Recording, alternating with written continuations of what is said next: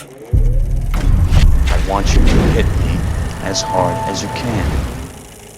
Hey everybody, it's Chris Bumbray here again, kicking off a new video edition of The Good, the Bad, and the Badass, a series that we're going to use to profile and appreciate some of the most iconic, big-screen badasses of all time, be they people in front of the camera or behind. Our definition of badass is broad. This week we're kicking things off with a look at the career of perhaps the most iconic badass of them all, Sylvester Stallone. Given that he's now 73 years old, you'd think that Stallone would be slowing down, but that ain't happening, with Rambo Last Blood due to hit theaters pretty soon, and Sly seemingly in as good shape as ever as he recreates one of his most iconic roles.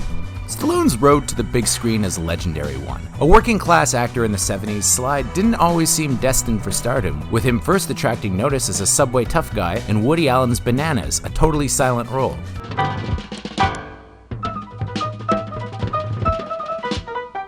It was a hard road for Sly at first, with him even doing a stint in pornography, The Party at Kitty and Stud's, which was later retitled The Italian Stallion, for obvious reasons, after Rocky hit it big. Sly's biggest moment pre-Rocky was The Lords of Flatbush, where he had a showy supporting role opposite Henry Winkler, but it barely moved the needle, and soon after he did a stint playing supporting roles in Roger Corman movies like Death Race 2000. Things changed once Sly sat down to write Rocky, but the road to the big screen was not an easy one, with the studio, United Artists, initially refusing him as the lead, wanting to use his script but have someone like Ryan O'Neal star. Sly and his producers, Irving Winkler and Robert Chartoff, refused to budge, and the result was a smash hit that won the Oscar for Best Picture, as well as a screenplay nod for Sly.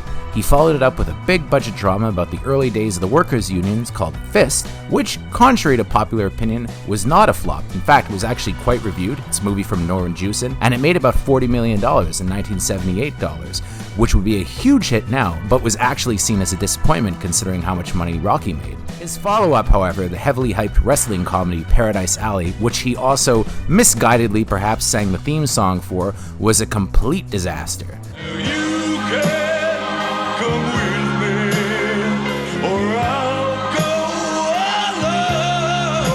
Luckily, he scored a smash hit the next year with Rocky II, which he also wrote and directed. But after that, unfortunately, Sly hit his first slump. The gritty urban thriller Nighthawks, co-starring Billy D. Williams and Rutger Hauer, was only a mild success at the box office despite some really good reviews and the fact that it's actually a great movie, with Sly almost completely unrecognizable behind big wavy black hair, a big beard, mustache, and glasses. I mean, this is the only movie besides Tango and Cash that I can remember that Sly actually wore glasses, and they make him look pretty cool. His big-budget World War II soccer film Victory paired him with Michael Caine, Max von Sydow, and Pele, and was directed by John Huston, but it tanked. After that, it was back to the well with Rocky III, another smash hit that saw him tangle with Mr. T's Clubber Lang and introduced the song Eye of the Tiger.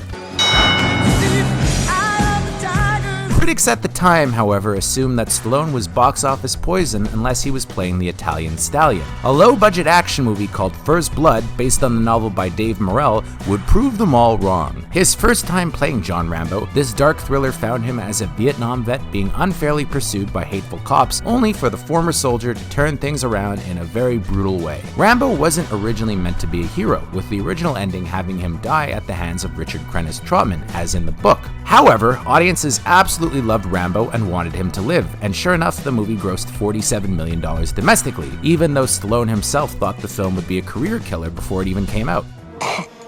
Let it go. Let it go.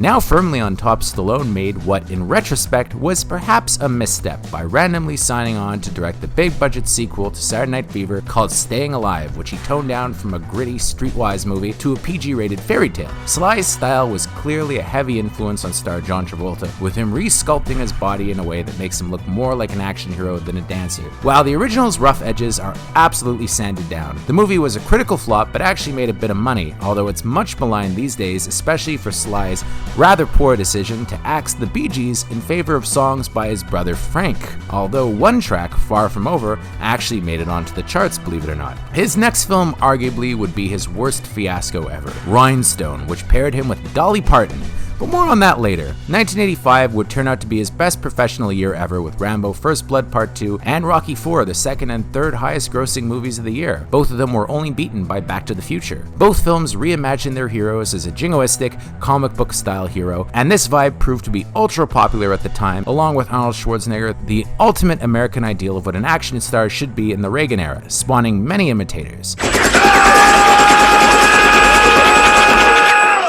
I must break you. Stallone stuck to action throughout the decade with hits including Cobra, although Rambo 3 was a noteworthy box office disappointment, being trounced at the box office by a much gentler action hero, Paul Hogan, in Crocodile Dundee 2. Fuck him. In a way, this kicked off Sly's second major slump, with Tango and Cash the lone hit in a string of flops, which included Lockout and, inconceivably, Rocky V, which was a flop. A disastrous move into comedy, motivated by a similar, far more successful move by Arnold Schwarzenegger, also threatened to end his run as an A-lister, with John Landis' Oscar and Stop or My Mom Will Shoot co-starring Estelle Getty, and of course has that famous scene where Sly is in a diaper. It was much mocked, for obvious reasons. Luckily, a little film called Cliffhanger put him back on top, with it followed by two more huge hits, Demolition Man and The Specialist. However, the cracks started to show when his Judge Dredd, perhaps the least faithful comic book adaptation ever, was an all-out disaster, as was Richard Donner's Assassins. Inconceivable at the time, because Richard Donner was cranking out hit after hit. Sly tried to switch gears, playing a well-received character part in James Mangold's excellent Copland, co-starring Robert De Niro, Harvey Keitel, and Ray Liotta, but it wasn't able to save him from the biggest slump of his career, with Detox aka ICU, Avenging Angelo, and Shade all going direct to video in North America. His big screen roles didn't fare much better, with Get Carter, an ill-advised remake he somehow managed to talk Michael Caine into being in, and Driven, which was much maligned and a giant flop and pretty much ended Rennie Harlin's career. Indeed, his run at the box office was so cold that when he wanted to do another Rocky film, Rocky Balboa, he had to film it on a shoestring budget. Luckily, that film was a solid hit and earned Stallone rave reviews, kicking off a comeback that, in a way, is still underway. His next sequel, Rambo, would be a sizable hit worldwide, while all of his Expendables movies, despite mixed reaction from fans and critics, were popular enough that a fourth installment is currently in the works. The biggest impact, though, had to come from the resurgence of Rocky in Ryan Coogler's spin-off Creed, which earned Stallone the best reviews of his career, a Golden Globe, and an Oscar nomination. Creed 2 was another sizable hit, with the films introducing him to a younger generation. You taught me how to fight again, and I'm gonna go home and I'm gonna fight this thing. But if I fight, I want you to fight too. I want you to go across this ring and knock that son of a bitch down. Can you do it? Say it. I'm gonna knock that son of a bitch down. I know you are. You know why? Because you're a Creed, and I love you, kid. As far as Stallone's best role goes, some may say Rambo, and indeed it's a close call, but very few actors have ever had a symbiotic relationship with a character as Stallone in the Rocky series. It's a character that we all know and we all love, following him through triumph and tragedy, love and loss, with him providing audiences with a valuable piece of knowledge throughout that there's triumph in tragedy, and that it's not how hard you hit. It's about how hard you can get hit and keep moving forward. How much you can take and keep moving forward. That's how winning is done. For Stallone's worst, I gotta say, it does not get much worse than Rhinestone. Whoever thought Sly and Dolly would be a good pair and that Stallone could warble country songs in a pop vein had to be doing a lot of cocaine. This is the kind of movie that really only could have ever been made in the 80s, and Stallone, believe it or not, actually turned down the Michael Douglas role in Romancing the Stone and Beverly Hills Cop to do it. Oh boy, how does a man survive Rhinestone? But wiser, you created a monster, and they call him Frankenstein.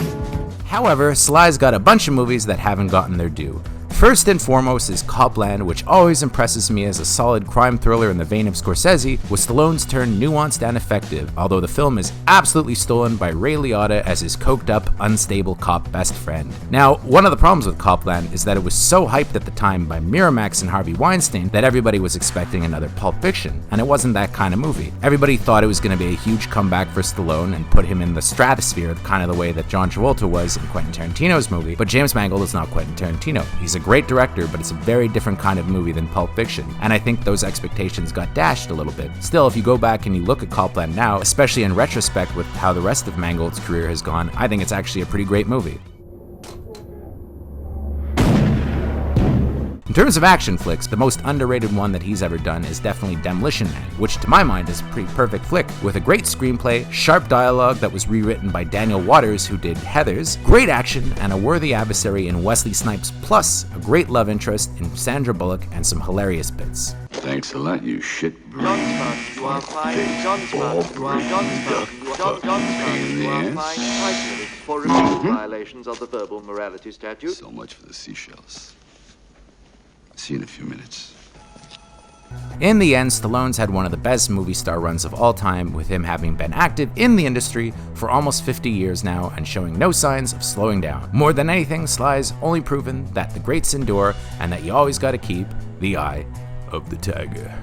Until next time, I'm Chris Bumbray for JoBlo.com. Thank you and good night!